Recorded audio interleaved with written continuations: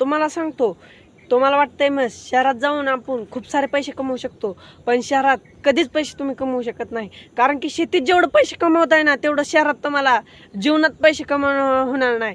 कारण की शेतीत कष्ट करताय तुम्ही, माहीत आहे मला, कष्ट करताय. आणि शहरात तुम्हाला कष्ट करावं लागत नाही आणि एशीत बसून नुसतं काम आहे. अरे पोराओ, तुम्हाला माझं एकच सांगणं आहे रे, तुम्ही शेतीला नका लात मारू रे. शेती आपलं सोनं आहे.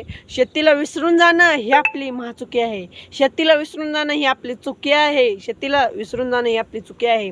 तुम्हाला सांगतो, आपला बाप म्हणजे वडील, आपले वडील दिवस न रात्र गावात काढ, खोऱ्यानी पाणी लाव ऊसाला. ऊस मोठा आला का नाही, ऊसावर काय ऊस पेटला तरी फड पेटवताना बापाच्या डोळ्यातनं पाण्याचा थेंब येतो रे पोराओ. ही माझं एवढं नक्की